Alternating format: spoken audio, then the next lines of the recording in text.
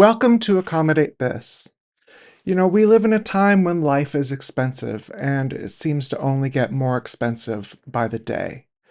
Some wage advocates have been fighting to raise the minimum wage to an amount that is considered a living wage, one that will enable a person to maintain a minimum standard of living. And the thought is if you're working 40 hours a week and you still can't afford to eat or a place to live, it's hardly fair to call it a minimum wage. It's a fair argument for those who are interested in fighting poverty, mental illness, crime, and other important issues affecting the community. So the fact that the current federal minimum wage in the United States is only $7.25 per hour, it raises concerns for many of us. And despite consistent growth and increases in the cost of living, wages for most workers have been stagnant for years. Now, based on the current cost of living, a more reasonable livable wage would be closer to $20 or $25 an hour. But it can get even worse for some people. Depending on several factors, some people may earn even less than that.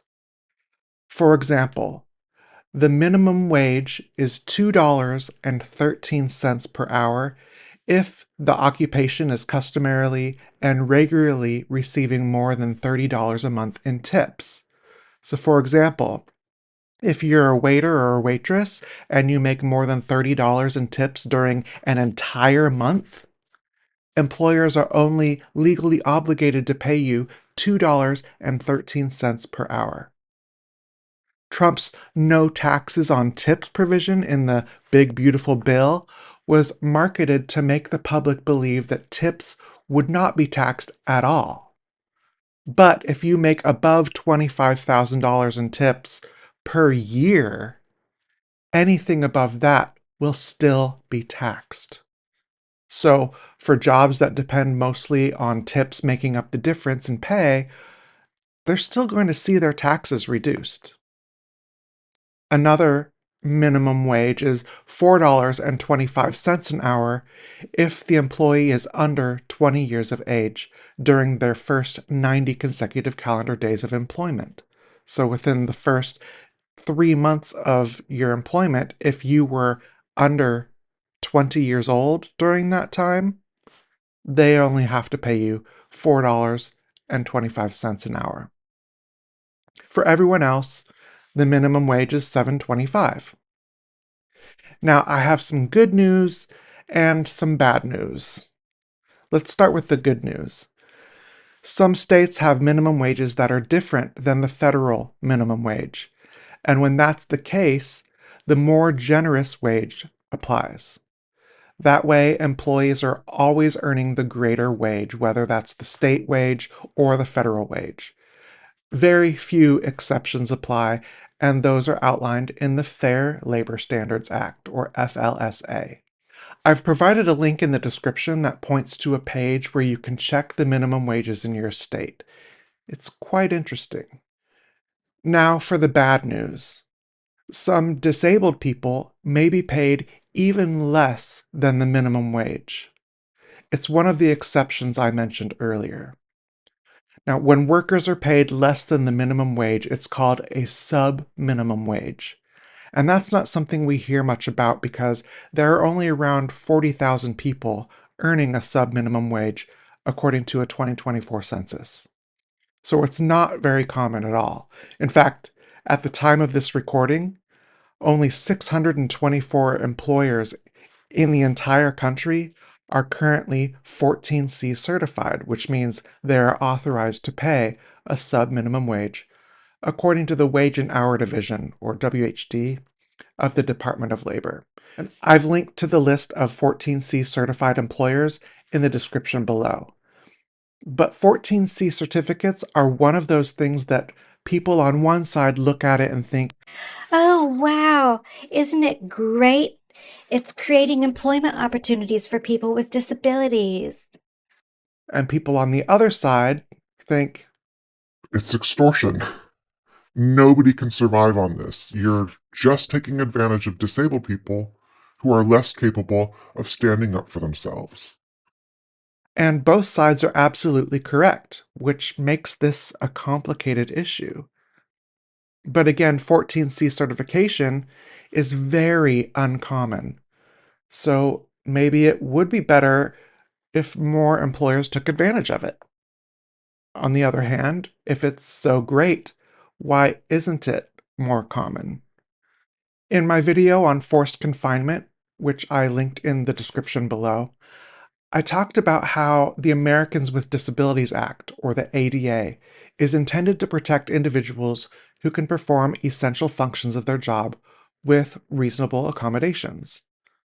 But employers are not required to lower quality or production standards in order to make an accommodation. So if the employee absolutely cannot meet quality or production standards, even if they are accommodated, their employer has a right to fire that worker. And unfortunately, 14C does not overrule the ADA in those cases. And the government tends to sympathize with employers in most situations rather than the disabled worker.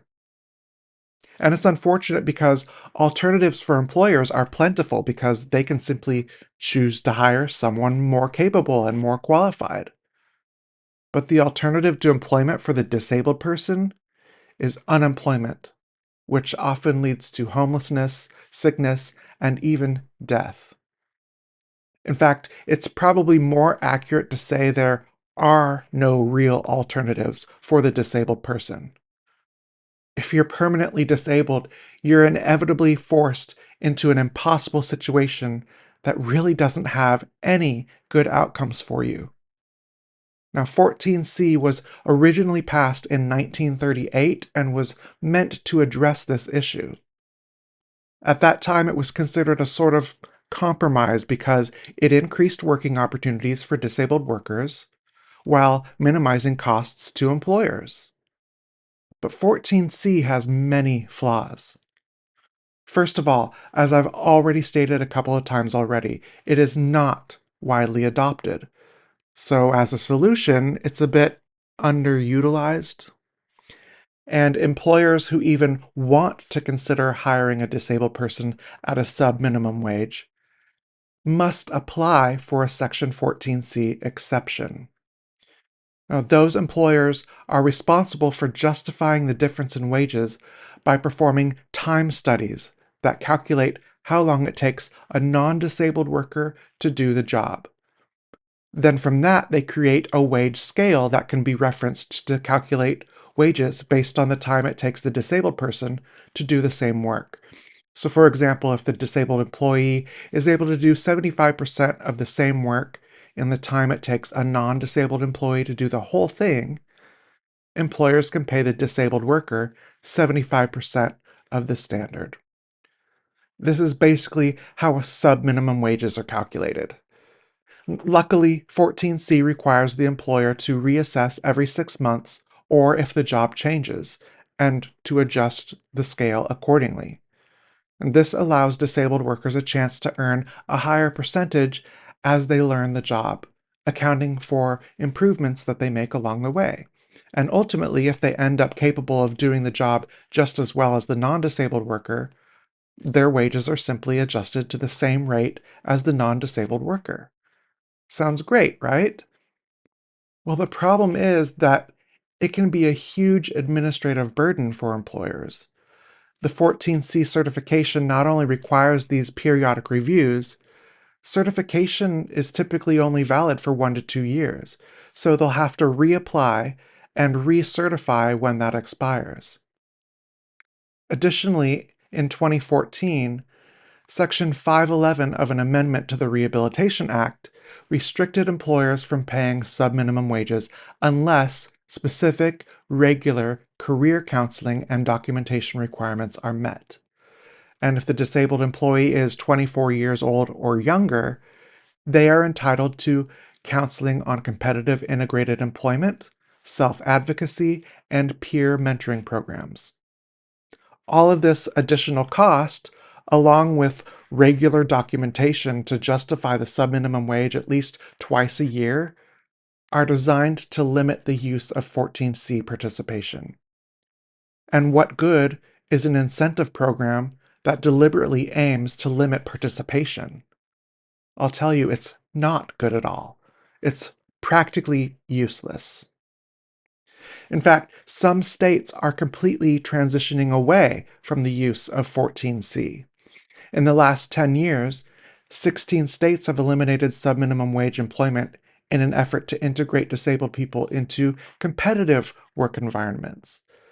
And the idea is that in competitive work environments, disabled workers can earn wages at or above the federal minimum wage. However, if they don't address the stigma of hiring disabled workers in the first place, transitions like this just result in loss of work completely for disabled workers. And when that happens, some just take it as an opportunity to retire early. Some try to get disability benefits, but that can take many years to obtain. And meanwhile, they're just screwed. And considering 83% of autistic adults are unemployed or underemployed, it's easy to forget that these statistics are about actual people with real needs stuck in impossible situations. And opportunities, even ones as limited as 14C, are rare and at risk of extinction, leaving us with even fewer options. Now, while a $7.25 minimum wage seems almost cruel in this day and age, there's a group of US citizens being paid even less. I understand politicians don't want to talk about it because 14C is not really a provision that anyone can be proud of. I mean, originally the provision was added in order to incentivize employers to hire disabled workers, but subsequent amendments have made it more trouble than it's worth.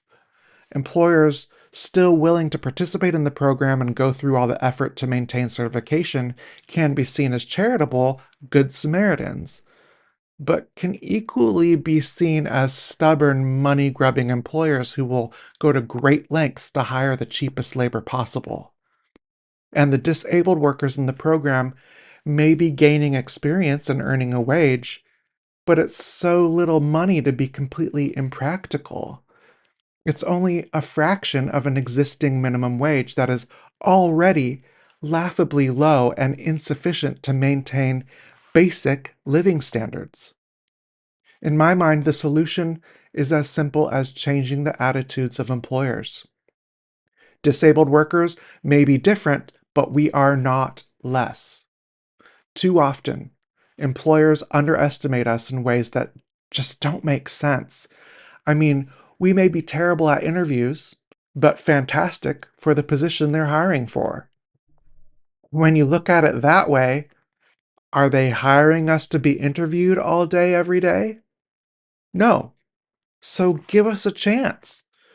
We may struggle in social situations, but when we're left alone to do our jobs, we can do it faster and more efficient than most employees. I've said many times for myself, just tell me what you want and then get out of my way. After all, those social situations present in many employment situations today are not really what we're being paid for.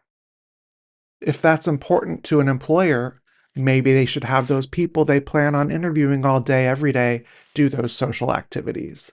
Leave the rest to us.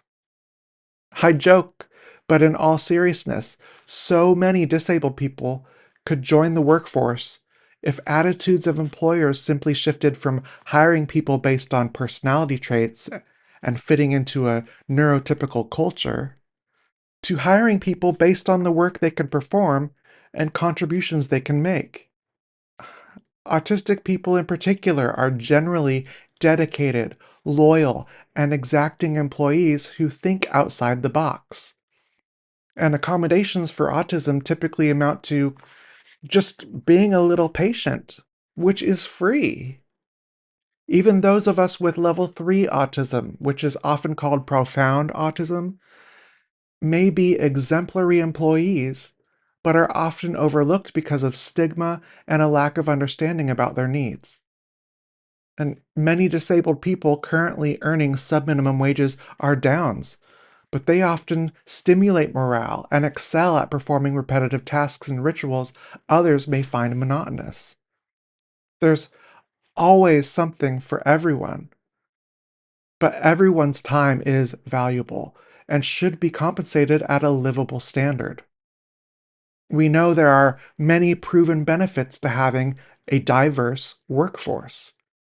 Not only does it promote employee satisfaction and improve job performance, but it can counter sickness and curb homelessness and crime.